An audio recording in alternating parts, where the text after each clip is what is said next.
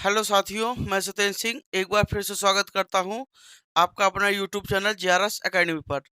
दोस्तों, हम लोग सर्किट सॉल्विंग के अगले सेशन में चलते हैं, जिसमें हम लोग देखेंगे किरचॉफ का नियम क्या होता है। अब तक दोस्तों हम लोगों ने देखा था समांतर क्रम संयोजन, श्रेणी क्रम संयोजन और इस पर आधारित जो मिक्स्ड कॉम्बिनेशन बनता था, इस पर हम लोगों ने न्यूमेरिकल कुछ देखा था। जो बच्चे पहली बार इस चैनल पर विजिट कर रहे हैं वो सबसे पहले क्या करें कि सर्किट सॉल्विंग से रिलेटेड जितने भी हमने वीडियो डाले हैं 4-5, उसे आप देखिए। उसके बाद फिर ये वाला वीडियो देखिए ताकि सारे प्रॉब्लम जितने रहे वो आपका क्लियर हो जाए, ठीक है ना। तो आइए हम लोग स्टार्ट करते हैं किरचॉफ का नियम। दोस्तों, अगर यहाँ पर किरचॉफ के नियम के बारे में बात करें तो जो किरचॉफ का नियम होता है वो कॉम्प्लेक्स सर्किट के लिए यूज होता है। अब कॉम्प्लेक्स सर्किट क्या होता है? अब तक आपने देखा था नॉर्मल सर्किट था।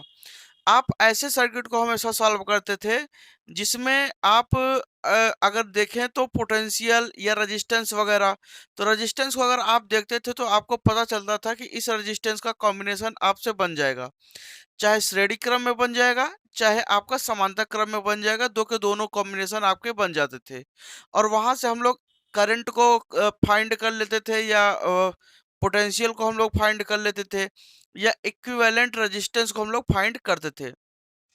लेकिन इस सर्किट में हमें हमेशा क्या करना पड़ेगा? करंट या पोटेंशियल को फाइंड करना पड़ेगा। तो आइए सबसे पहले हम लोग देखेंगे कि किरचॉफ का नियम होता क्या है।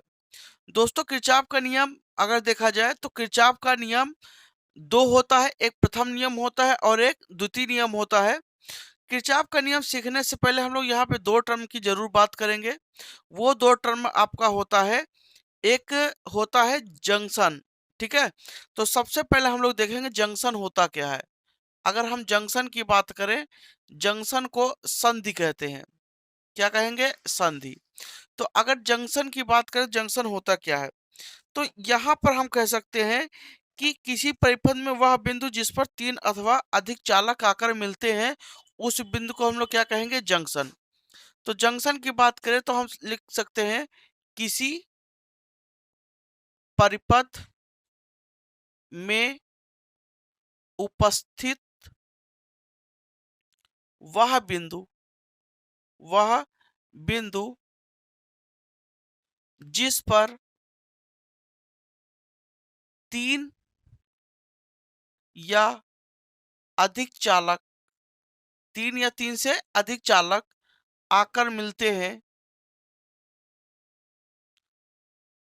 आकर मिलते हैं, संधि कहलाता है, ठीक है ना। कोई ऐसा पॉइंट अगर हम बात करें जहां पर तीन से अधिक चालक, तीन या तीन से अधिक चालक अगर आकर मिलते हैं तो उस पॉइंट को हम लोग क्या कहेंगे? जंक्शन। जैसे यहां पर हम लोग देखते हैं, यहां पर ये तीन चालक, एक ये वाला आपका है, एक ये है और एक ये है। तो यहाँ पर तीन चालक आकर मिलते हैं, तो इस पॉइंट को हम लोग क्या बोलेंगे? संधि कहेंगे। अब जरूरी नहीं कि तीन ही रहे, तीन से अधिक हो सकते हैं। तीन से अधिक अगर हो गए तो ये चौथा आकर मिल गया, ये यहाँ से पांचवा आकर ऐसे मिल गया। तो इस पॉइंट को हम लोग क्या कहेंगे? संधि कहेंगे, ठीक है ना। तो ऐसा बिंदु किसी चालक में, किसी सर्किट में, अगर हम सर्किट की बात करें, किसी सर्किट में ऐसा पॉइंट जहां पर तीन या उससे अधिक चालक आकर मिलते हैं, उस पॉइंट को हम लोग क्या कहेंगे? जंक्शन कहेंगे। ये पहला टर्म हो गया, इसे हम लोग क्या कहेंगे? जंक्शन। और जो दूसरा टर्म होता है वो लूप होता है। तो यहां पर बात करते हैं लूप की। लूप क्या होता है? तो लूप को हम लोग कह सकते हैं कि क्या कहेंगे कि किसी बंद चालक पथ को लूप कहेंगे। किसी बंद चालक पथ को लूप कहते हैं, लूप कहते हैं, ठीक है ना। तो अगर हम लूप की बात करें तो मान लीजिए ये एक कोई चालक पथ है, यहाँ सर्किट लगा है, यहाँ पर सर्किट लगा है और ये यहाँ से करंट, ये आपका E1 ई है और यहाँ से करंट निकला I और यहाँ पर आया, इसका रेजिस्टेंस R1 R2 मान लेते हैं और इसका R1। तो यहाँ से करंट आपका आई जाएगा, यहाँ से जाएगा। तो ये आपका जो पूरा सर्किट है ये क्या कहलाएगा? ये लूप कहलाएगा। किसी बंद चालक पथ को हम लोग क्या कहेंगे? लूप कहते हैं।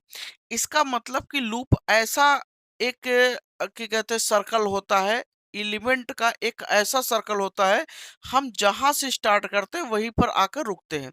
तो करंट अगर देखा जाए बच्चा, तो करंट कहाँ से निकला? इस बैटरी के पॉजिटिव टर्मिनल से निकला और निगेटिव पर आकर क्या होता है? ये समाप्त होता है। तो पॉजिटिव से निकला, निगेटिव पर आकर समाप्त होता है, तो ये आपका क्या बन गया? लूप बन गया। ये क्या बन गया? लूप बन गया। तो लूप किसी चालक का एक ऐसा बिंदु होता है, एक ऐसा के पथ होता है जिस वो जो क्या होता है? हमेशा क्लोज होता है। तो इसी को हम लोग दूसरे भाषा में हम लोग पास भी बोलते हैं। क्या बोलते हैं? पास बोलते हैं, ठीक है ना? या इसी को हम लोग क्या बोलते हैं? क्लोज लूप भी बोलते हैं। तो यह लूप हो गया, ठीक है? अब हम यहाँ पर बात करेंगे कि जो किरचॉफ का नियम होता है, अगर बच्चा किरचॉफ के नियम की बात करें, तो जो किरचॉफ का नियम है ये दो नियम होता है। किरचॉफ का नियम, किरचॉफ का नियम, ये दो नियम होता है। पहला नियम होता है प्रथम नियम। इस प्रथम नियम को हम लोग फर्स्ट लॉ को हम लोग क्या बोलते हैं? इस प्रथम नियम को हम लोग बोलते हैं संधि का नियम। क्या बोलेंगे? इस नियम को संधि का नियम, संधि का नियम। तो इसे हम लोग जंक्शन रूल बोलते हैं। Junction, junction rule. क्यों जंक्शन रूल बोलते हैं? क्योंकि ये आपका जो किरचॉफ का नियम होता है ये हमेशा जंक्शन पर लगता है, इसलिए हम लोग इसे क्या कहेंगे? जंक्शन रूल कहेंगे, ठीक है ना? दूसरा नंबर कि ये आपका ये प्रथम नियम, ये जंक्शन नियम, इसी को हम लोग कहते हैं करंट रूल, धारा का नियम। इसी को हम लोग दूसरे नाम से जानते हैं धारा का नियम, धारा का नियम। तो ये नियम हमेशा धारा के बारे में बताता है, इसलिए दोस्तों हम लोग क्या कहेंगे? करंट रूल कहेंगे या करंट लॉ कहेंगे, ठीक है ना? करंट लॉ या करंट रूल कहेंगे, ठीक है ना? ठीक है। तो ये आपका अब बात आती है कि ये जंक्शन पे लगता है इसलिए जंक्शन रूल, ये करंट रूल होता है क्योंकि धारा के बारे में बताता है। अब क्या होता है किरचॉफ का प्रथम नियम? तो अगर हम यहाँ पर किरचॉफ के प्रथम नियम की बात करें तो हम लोग लिख सकते हैं किसी वैद्युत परिपथ में, लिख सकते हैं किसी वैद्युत परिपथ में, वैद्युत परिपथ में, किसी वैद्युत परिपथ में किसी भी संधि पर, किसी भी संधि पर मिलने वाली, मिलने वाली सभी धाराओं का, सभी धाराओं का बीजगणितीय योग, बीजगणितीय योग शून्य होता है, शून्य होता है। बच्चों इसका मतलब क्या है? कि जो टोटल करंट होता है, नेट करंट की जो टोटल वैल्यू होती है, समेशन आई अलजेब्रिक सम क्या होता है? जीरो होता है। किसका? किसी जंक्शन पर जो टोटल करंट होता है वो क्या होता है? शून्य होता है। कुल धाराओं का योग क्या होता है? शून्य होता है। अब यहाँ बात आता है कि बच्चा कि कुल धाराओं का योग जंक्शन पर कैसे शून्य होता है? तो हम लोग यहाँ पर देखेंगे जंक्शन। तो जंक्शन हम लोग समझ चुके हैं कि जंक्शन क्या होता है। तो जंक्शन एक ऐसा बिंदु होता है जहां पर तीन या उससे अधिक चालक आकर हमेशा क्या होते हैं? मिलते हैं, ठीक है ना? और लूप क्या होता है? किसी सर्किट में जो आपका कोई बंद सर्किट है तो उसी को हम लोग क्या कहते हैं? लूप कहते हैं, ठीक है ना? तो अगर हम यहाँ पर बच्चा बात करें कि मान लो हमारे पास एक ये पॉइंट है, ये ध्यान दीजिएगा,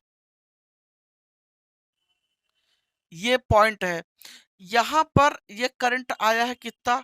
I1, यहाँ पर कितना आया है? I2, और यहाँ से निकला कितना है? I3, यहाँ पर आया कितना है? I4, ठीक है ना? यहाँ पर कितना, यहाँ से कितना निकला है? I5, ठीक है? और यहाँ से I6 और यहां से निकला है I7। तो ये जो पॉइंट है बच्चा, ये जो पॉइंट है ये आपका कहलाएगा जंक्शन। क्यों? क्योंकि इस पर 3 से अधिक सर्किट आकर क्या कर रही हैं, चालक मिल रही हैं। इसी को हम लोग क्या कहेंगे, जंक्शन कहेंगे। ठीक है ना। और ये नियम किरचॉफ का नियम जंक्शन पे लग रहा है, इसलिए हम इसे क्या कहेंगे, जंक्शन रूल कहेंगे या जंक्शन लॉ कहेंगे। करंट के लिए है इसलिए हम लोग इसे करंट रूल भी कहते हैं। अब यहाँ पर बात करते हैं कि अगर यहाँ पर किरचॉफ का नियम लगता है तो क्या होगा। तो देखो बच्चा, हम क्या पढ़े हैं कि किसी वैद्युत परिपथ में किसी किसी भी संधि पर मिलने वाली सभी धाराओं का बीजगणितीय योग क्या होता है, शून्य होता है। आप यहाँ पर डायरेक्शन का दो चीज का ध्यान रखेंगे। अगर करंट आती है तो आप हमेशा उसे क्या मानेंगे, प्लस मानेंगे। और करंट जाती है तो उसे क्या मान लेंगे, माइनस मान लेंगे। ठीक है ना। सुनिएगा, अगर जंक्शन पर करंट आ रही है, जंक्शन पर करंट आ रही है तो उसकी वैल्यू आप पॉजिटिव मानेंगे। और जंक्शन से जो करंट जाएगी, निकलेगी बाहर, उसकी वैल्यू आप क्या मानेंगे, माइनस में। आप उल्टा भी मान सकते हैं, आने वाले करंट की वैल्यू को आप माइनस मान लीजिए, जाने वाले करंट की वैल्यू को आप प्लस मान लीजिए। बस आप इतना याद रखिएगा, अगर एक आने वाली है तो उसे आपने प्लस माना है तो जाने वाले को क्या मानेंगे, माइनस। आने वाले को अगर आपने माइनस माना है तो जाने वाले को क्या मानेंगे, प्लस मानेंगे। ठीक है ना।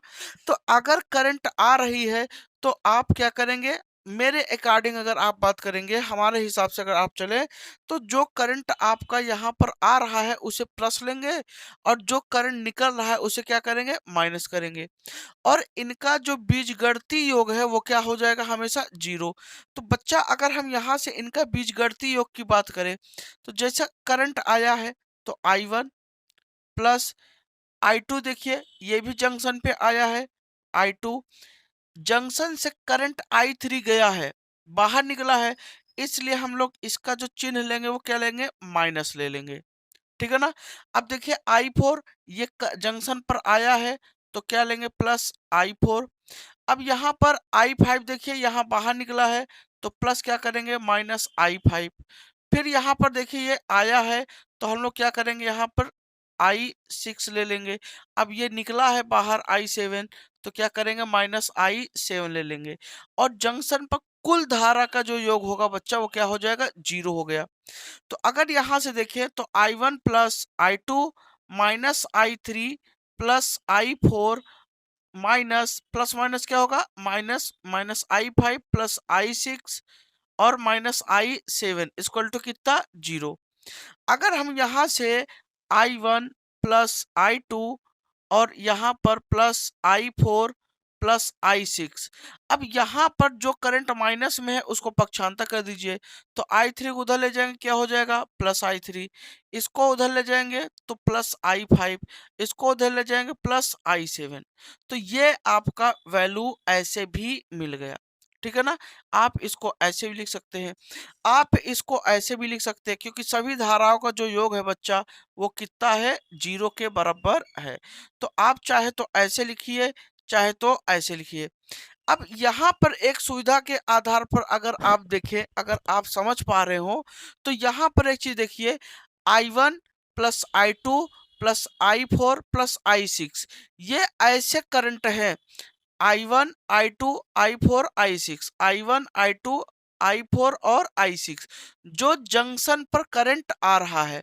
तो हम लोग लिख सकते हैं कि यहाँ पर जंक्शन पर आने वाली धाराओं का योग, तो हम लोग यहाँ क्या लिखेंगे, जंक्शन की ओर, संधि की ओर, संधि की ओर आने वाली आने वाली धाराओं का योग,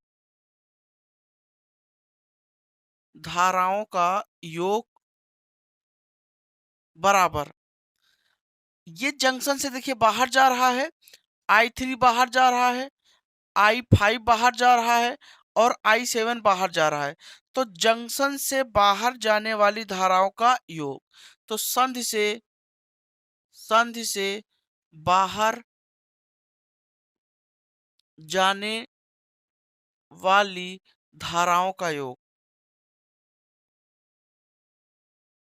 धाराओं का योग। तो ये आपका नियम हो गया। तो हम क्या करेंगे, हमेशा हम लोग एक चीज देखेंगे, जब भी किरचॉफ का नियम लगाएंगे, तो किरचॉफ का नियम लगाते समय हम लोग एक चीज का ध्यान रखेंगे कि ये देखेंगे जंक्शन पे आने वाली कुल धारा का योग कितना है और जंक्शन से बाहर जाने वाली कुल धारा का योग कितना है। ये चीज का हम लोग बहुत अच्छे से यहाँ पर ध्यान रखेंगे कि जंक्शन की ओर आने वाली धारा का कुल योग कितना है और जंक्शन से बाहर जाने वाली कुल धारा का योग कितना बन रहा है। ठीक है ना। तो किरचॉफ का नियम इसी के अकॉर्डिंग ये पहला नियम है, ऐसे हम अप्लाई करते हैं। अब यहाँ पर बात करते हैं, देखिए अगर हम एक छोटा सा उदाहरण ले, मान लीजिए एक ये सर्किट है और इस सर्किट पर, तो यहाँ पर अगर 2 एम्पियर का करंट आ रहा है बच्चा, यहाँ पर कितना आ रहा है, 3 एम्पियर का करंट। तो आप बताइए यहाँ से करंट कितना जाएगा। तो बच्चा एक चीज ध्यान दीजिए, यहाँ पर आप देखिए ये जंक्शन है कि नहीं, तो जंक्शन पे आने वाली कुल धारा का योग बराबर जंक्शन से बाहर जाने वाली कुल धारा। तो यहाँ पर धारा कितना रहा, 2, यहाँ पर धारा कितना रहा, 3, बराबर बाहर जाने वाली धारा आई, तो 3 2 5, तो आई बराबर कितना, 5 एम्पियर। तो जितना करंट यहाँ पर आया है उतना करंट यहाँ से जाएगा।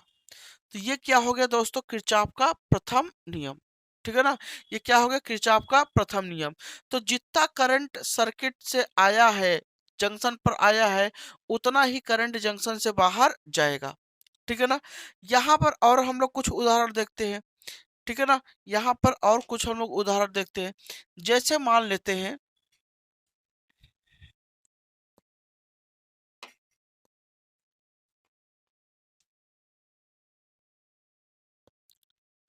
जैसे मान लेते हैं हमारे पास एक ये सर्किट है,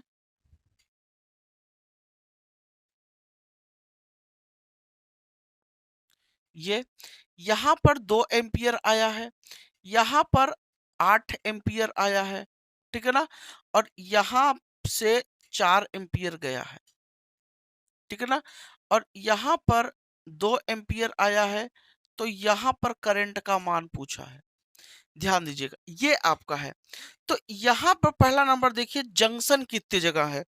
तो बच्चा अगर हम लोग देखें जंक्शन तो 2 जगह है, एक यहाँ पर जंक्शन है, एक यहाँ पर जंक्शन है। 2 जगह जंक्शन है कि नहीं, एक यहाँ पर जंक्शन, एक यहाँ पर जंक्शन। यहाँ पर अगर देखें जंक्शन, तो 1 2 3 4 चार तार मिल रहे हैं, 4 चालक मिल रहे हैं, और यहाँ पर 1 2 3 मिल रहे हैं। तो हमने क्या सीखा है कि जंक्शन की ओर आने वाली धारा का कुल योग बराबर जंक्शन से बाहर जाने वाली धारा का कुल योग हमेशा क्या होता है, बराबर होता है। किरचॉफ का समझिए यही क्या है, प्रथम नियम है। तो आप देखिए जंक्शन पर आने वाली कुल धारा कितना है, तो यहाँ पर 8 आया, यहाँ पर 2 आया, 8 इधर आया, 2 इधर आया, यहाँ पर कुल कितना आया, 10। और 10 में 4 अगर इधर चला गया तो कितना बचा, 6। तो इसका मतलब बच्चों यहाँ से कितना जाएगा, 6 एम्पियर जाएगा कि नहीं। फिर से मेरी बात को समझिए, यहाँ से कितना आया, 8, यहाँ से कितना आया, 2, यहाँ पर कुल कितना आया, 10। और 10 में से 4 अगर बाहर चला गया तो यहाँ पर बचेगा कितना, 6। तो इधर कितना जाएगा, 6 एम्पियर। समझ में आया। इसका मतलब कि इस जंक्शन पे कुल कितना आएगा, 6 एम्पियर आएगा। अगर इस जंक्शन पे बच्चा 6 एम्पियर आएगा, ध्यान दीजिएगा, अगर यहाँ पर 6 एम्पियर आएगा तो यहाँ से 2 एम्पियर चला गया तो यहाँ कितना बचेगा, अगर 6 में से 2 इधर चला गया तो यहाँ कितना बचेगा, तो यहाँ से आपका कितना बचेगा, 4 एम्पियर। तो आई का मान जो है बच्चा वो कितना हो जाएगा, 4 एम्पियर हो जाएगा। ठीक है ना। तो ऐसे ही हम लोग क्या करते हैं, किरचॉफ का जो नियम होता है प्रथम नियम, हम लोग ऐसे ही लगाते हैं। ठीक है ना। अब यहाँ पर बात आती है कि जब हम किरचॉफ का द्वितीय नियम देखते हैं, किरचॉफ का द्वितीय नियम, तो यहाँ पर अच्छा एक बात और ध्यान दे लेते हैं, किरचॉफ का जो बच्चा प्रथम नियम होता है, ये आवेश संरक्षण के नियम का क्या करता है, पालन करता है। तो ये आपका पूछा गया है कि आवेश संरक्षण नियम का पालन करता है। ठीक है ना। तो हम आप यहाँ पर लिख लीजिए कि जो प्रथम नियम है किरचॉफ का संधि नियम है या धारा का नियम है, ये आवेश संरक्षण नियम का पालन करता है। संरक्षण नियम का नियम का पालन करता है, पालन करता है। तो ये आवेश संरक्षण नियम का पालन करता है। कौन? किरचॉफ का प्रथम नियम। ठीक है ना दोस्तों? तो ये इतनी बात हो गई। क्लियर है? अब हम लोग बात करते हैं यहाँ पर, अगर हम लोग बात करें कि किरचॉफ का जो द्वितीय नियम है, सेकंड लॉ जो है, तो जो किरचॉफ का द्वितीय नियम है, इस नियम को हम लोग क्या कहते हैं? तो किरचॉफ का द्वितीय नियम। दूसरा हम लोग देखेंगे द्वितीय नियम, सेकंड लॉ।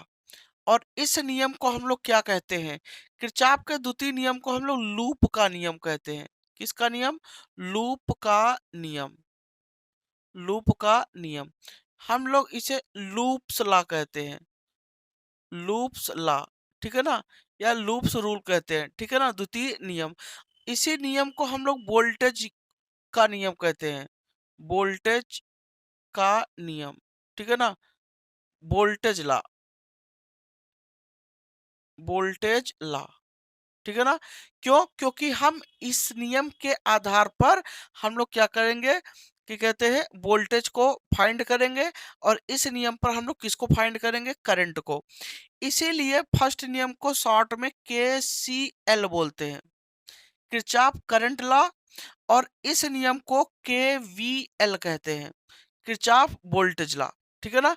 ये आप ध्यान दीजिएगा। जहां पर केसीएल की बात आएगी, आप हमेशा ये ध्यान देंगे कि ये केवल और केवल किरचॉफ के प्रथम नियम का बात कर रहा है, और जहां पर केवीएल की बात आएगी, आप हमेशा ये ध्यान देंगे ये किरचॉफ के द्वितीय नियम की बात कर रहा है। ठीक है ना? अब यहाँ पर बात आता है कि जो किरचॉफ का द्वितीय नियम है वो क्या है। तो द्वितीय नियम के बारे में हम लोग लिख लेते हैं, लिखेंगे वैद्युत परिपथ। वैद्युत परिपथ के वैद्युत परिपथ के किसी लूप में अवयवों के सिरों का विभवांतर, सिरों के विभवांतर, विभवांतरों का बीजगणितीय योग,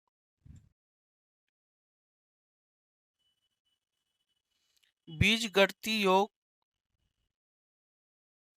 शून्य होता है। शून्य होता है। इसका मतलब कि summation v equal to 0। Algebraic sum, जो कोई हम परिपथ लेते हैं उस परिपथ में जो लूप होगा, लूप क्या होता है? एक क्लोज सर्किट होता है, उसी को हम लोग क्या बोलते हैं? लूप कहते हैं, लूप कहते हैं। अब लूप में अवयवों के सिरों के विभवांतरों का जो योग होगा, जो पोटेंशियल डिफरेंस होगा किसी भी एलिमेंट का, इनका जो टोटल पोटेंशियल होगा, नेट पोटेंशियल होगा, या बीजगणितीय योग विभव का जो होगा, वो बच्चा कितना होगा? 0 के बराबर। तो समेशन वी 0, वी का मान कितना होगा? 0 के बराबर होगा। अब बच्चा यहाँ पर इसी नियम को हम लोग क्या कहते हैं? ऊर्जा संरक्षण का नियम। ऊर्जा संरक्षण का नियम। ऊर्जा संरक्षण का नियम। का नियम। तो जो किरचॉफ का जो द्वितीय नियम होता है, इसी को हम लोग क्या कहते हैं दोस्तों? ऊर्जा संरक्षण का नियम। ठीक है ना? अब यहाँ पर बात आती है कि जब हम पोटेंशियल कैलकुलेट करते हैं बच्चा, तो ध्यान दीजिएगा, जब हम पोटेंशियल कैलकुलेट करते हैं तो कैसे करते हैं? यहाँ पर एक चिन्ह परिपाटी लिया जाता है। जब भी हम सर्किट में पोटेंशियल को कैलकुलेट करेंगे, ध्यान दीजिएगा, अगर हम यहाँ पर पोटेंशियल को कैलकुलेट करेंगे, पोटेंशियल को कैलकुलेट करेंगे, या पोटेंशियल डिफरेंस को कैलकुलेट करेंगे, विभवांतर को, तो देखिए बच्चा, जो विभवांतर होता है वो दो तरीके से आपको मिलेगा इस सर्किट में। विभवांतर पहला तरीके से मिलेगा आपका V बराबर I इंटू आर। इसका मतलब किसी भी सर्किट में आपका रेजिस्टेंस रहेगा, उसमें करंट का मल्टीप्लाई करेंगे तो हमें मिलेगा I into R. I into R ही क्या होता है? विभवांतर। ओम के नियम से मिलता है, V बराबर I इंटू आर। ठीक है ना? किससे मिलेगा? ओम के नियम से, V बराबर I इंटू आर। तो यहां से अगर बच्चा देखा जाए तो जो I इंटू आर है, इसका मतलब कि हमें हर जगह, जैसे ये आपका सर्किट है, यहाँ पर करंट I जा रहा है, रेजिस्टेंस कितना है? R, तो यहाँ का जो पोटेंशियल आपको मिलेगा वो I इंटू आर मिलने वाला है। ठीक है ना? और दूसरा नंबर हमें बैटरी के ईएमएफ के द्वारा मिलेगा, जिसे हम लोग कहते हैं कैपिटल ई। ये बैटरी है, इस बैटरी के सिरे पर ई लिखा रहेगा और ई की वैल्यू कुछ ना कुछ दिया रहेगा, 10 वोल्ट। ये बैटरी का ईएमएफ होता है, इलेक्ट्रोमोटिव फोर्स होता है। तो ये ई की वैल्यू, ये भी क्या है? ये आपका पोटेंशियल है। तो यहाँ पे जो पोटेंशियल मिलेगा बच्चा, वो दो तरीके से मिलेगा। एक आई इंटू आर से मिलेगा और एक किससे मिलेगा? ई से मिलेगा। समझ में आ गया? एक आई इंटू आर से मिलेगा और एक किससे मिलेगा? ई से मिलेगा। ई बराबर कुछ ना कुछ वैल्यू दिया रहेगा। अब बात आती है कि यहाँ पर हम लोग कैलकुलेशन कैसे करेंगे।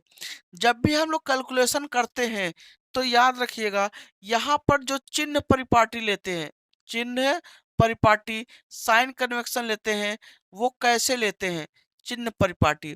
तो देखिए, जैसे मान लीजिए एक ये रेजिस्टेंस है, ये सिरा ए है, ये सिरा क्या है? बी है। हम ए से यहाँ पर करंट आपका जा रहा है और ये आर है। और यहाँ पर ध्यान दीजिएगा, करंट की दिशा क्या है? ए से बी की ओर। और कैलकुलेशन की दिशा भी, ये क्या है? कैलकुलेशन का डायरेक्शन। कैलकुलेशन की दिशा, अगर कैलकुलेशन की दिशा और धारा की दिशा समान है, तब हम जब I इंटू आर का मान लेंगे, पोटेंशियल जो लेंगे, वो आपका जो V का मान रहेगा, वो हमेशा क्या रहेगा? माइनस। इसका मतलब क्या है कि अगर धारा की दिशा में हम कैलकुलेट करते जाते हैं, हमारा कैलकुलेशन का डायरेक्शन धारा की दिशा में है, हम पोटेंशियल जो कैलकुलेट कर रहे हैं उसका डायरेक्शन धारा की दिशा में है, तो हमेशा I इंटू आर का मान आप क्या लेंगे? माइनस लेंगे। ठीक है ना? लेकिन लेकिन हमारी बात सुनिएगा, अगर यही आप, अगर ये आपका ये सर्किट ऐसे रहता और करंट आपका ये है, ये ए है और ये बी, और कैलकुलेशन का जो दिशा है, कैलकुलेशन का डायरेक्शन बी से ए की ओर होता, तब हम क्या करते? तब हम बच्चा जब यहाँ पर वी का मान लेते, आई इंटू आर, तब हम क्या लेते? प्लस में लेते। समझ में आया या नहीं? यही मेन पॉइंट है। इसका मतलब क्या है कि बच्चा जब जब हम सर्किट में क्या करेंगे? I इंटू आर की वैल्यू क्या करेंगे? फाइंड करेंगे। तो हम एक चीज हमेशा ध्यान रखेंगे। क्या ध्यान रखेंगे? एक चीज ध्यान रखेंगे कि I इंटू आर की जो वैल्यू होती है, वो करंट के डायरेक्शन में अगर कैलकुलेट करते समय चल रहे हैं, तो I इंटू आर हमारा किस में होगा? माइनस में होगा। और अगर हम कैलकुलेशन का डायरेक्शन और धारा की दिशा दो के दोनों एक दूसरे के अपोजिट है, तो I इंटू आर हमेशा किस में होगा? प्लस में होगा। समझ में आ गया?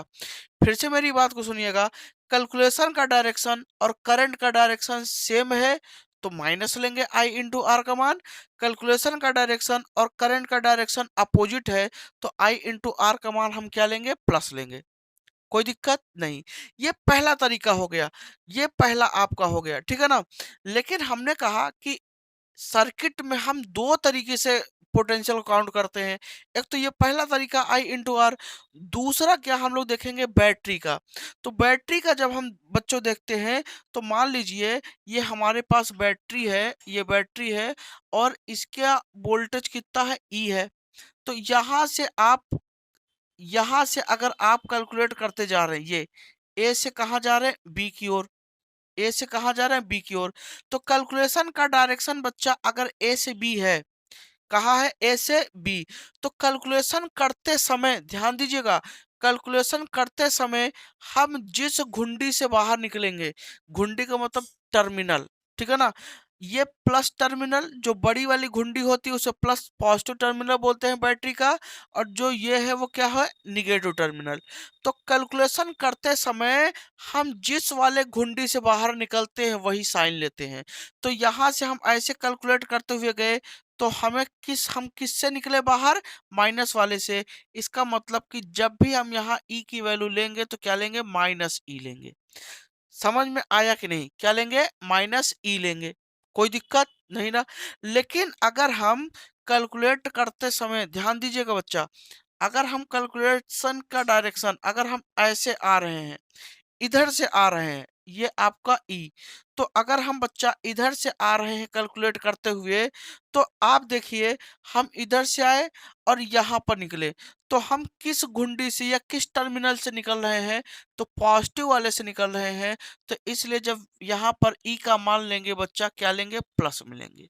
समझ में आया कि नहीं? ये दो तरीके होते हैं चिन्ह परिपाटी का।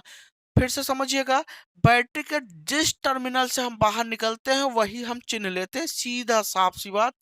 एक बात में अगर बोले तो समझ में आया कि नहीं? बैटरी के जिस टर्मिनल से हम बाहर निकलते हैं वही क्या कहते हैं, उसी टर्मिनल का हम साइन लेते हैं। तो ये इतनी बात हो गई।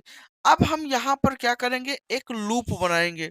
क्या करेंगे? एक हम सर्किट देखते हैं और उस सर्किट में कैसे हम किरचॉफ का नियम लागू करते हैं, ये देखते हैं कैसे अप्लाई किया जाता है। ठीक है ना? और यहाँ से आपके यूपी बोर्ड के परीक्षा में बच्चा क्वेश्चन भी पूछा जाता है। 100% है, यहाँ से एक क्वेश्चन आएगा किरचॉफ के नियम से। हमारे पास सर्किट ये है, ध्यान दीजिएगा आप सब।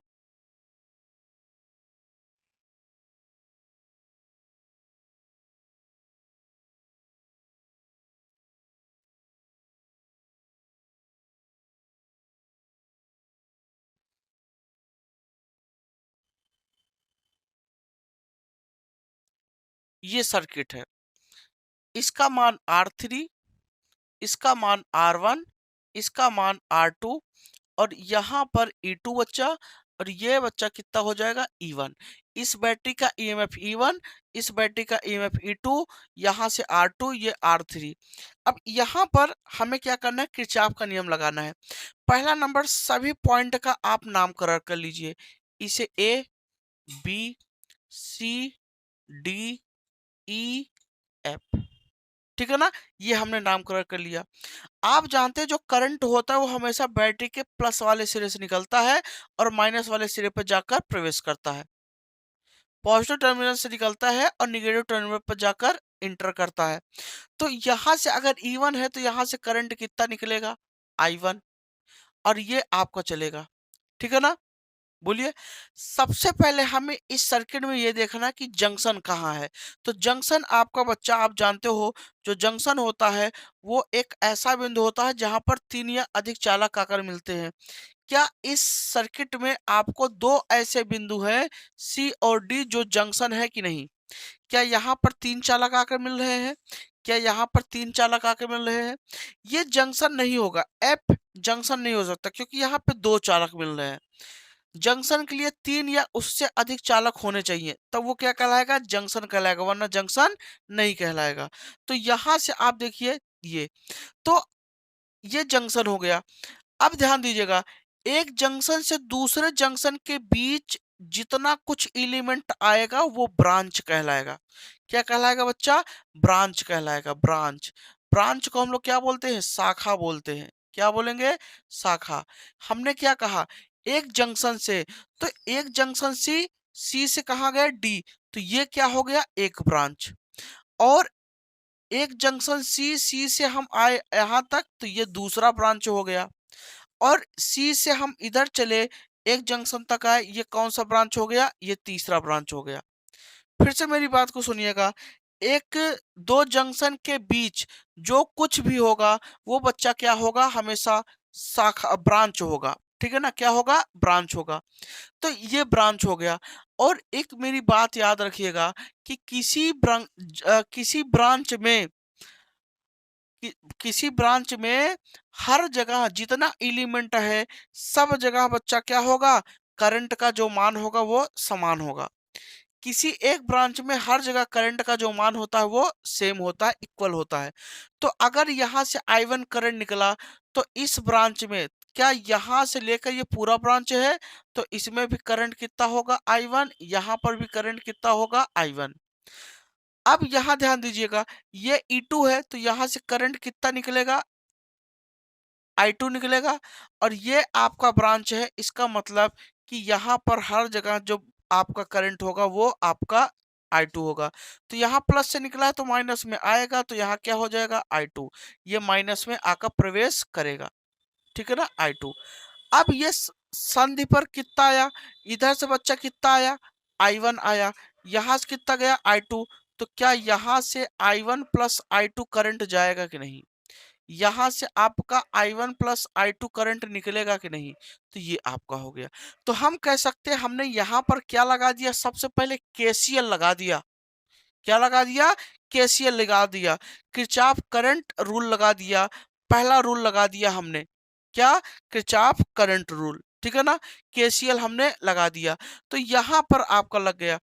अब ये क्या हो गया, लूप, लूप हम देखते हैं, लूप क्या है, संधि से जिस जंक्शन से आप चले हैं उसी जंक्शन पे वापस आ जाना क्या होता है, लूप। तो लूप देखिए, सी से चले, सी से ए गए, ए से कहाँ आए बी, बी से कहाँ गए डी, डी से कहाँ आ गए सी, तो ये बच्चा क्या हो गया, लूप हो गया। सी ए बी डी सी पर हम आ गए, ये क्या हो गया, लूप हो गया। तो अब हम यहाँ पर क्या करेंगे, किरचॉफ का नियम लगाएंगे। किरचॉफ का नियम लगाते समय हम कैलकुलेशन का डायरेक्शन डिसाइड करते हैं। पूरे सर्किट में या तो हम कैलकुलेट करेंगे क्लॉकवाइज या तो एंटी क्लॉकवाइज। क्लॉकवाइज बोले तो घड़ी की दिशा में, या तो घड़ी के विपरीत दिशा में। तो आप अगर किसी एक लूप में आप कैलकुलेशन का डायरेक्शन क्लॉकवाइज ले लिए हैं, तो जब तक सवाल सॉल्व नहीं हो जाएगा, आप जब जब चलेंगे हमेशा क्लॉकवाइज ही चलेंगे, समझ गए ना। तो ये हो गया। अब हम यहां लेंगे, क्या लिखेंगे, लिखेंगे loop, loop C A B D C में केवीएल लगाने पर, केवीएल लगाने पर, किरचॉफ वोल्टेज रूल लगाने पर, तो सी ए बी डी सी। तो अब हम देखेंगे कि अगर हम ये केवीएल लगा दिए हैं तो हम क्या करें, इक्वेशन बनाएंगे। हम लोग यहाँ पर क्या करेंगे, सी से चलिए, आप करंट के डायरेक्शन में I इंटू आर माइनस, ठीक है ना। तो यहाँ पर देखिए हम करंट के अपोजिट डायरेक्शन जा रहे हैं, ये बैटरी पड़ा, बैटरी के बाहर वाले किस वाले सिरे से हम बाहर निकले, छोटे वाले से, माइनस वाले से, इसलिए यहाँ क्या लेंगे, -E1 ले लेंगे। अब यहाँ पर करंट इधर आ रहा है और हम जा कहाँ रहे हैं, इधर, अपोजिट डायरेक्शन है हमारा। कैलकुलेशन का डायरेक्शन और करंट का डायरेक्शन क्या है, अपोजिट, तो क्या लेंगे, +I1 इंटू R1। समझ में आ गया। हम इधर जा रहे हैं कैलकुलेट करते हुए, करंट इधर आ रहा है, तो I into are, I1 into R1 का मान क्या हो जाएगा, प्लस हो जाएगा।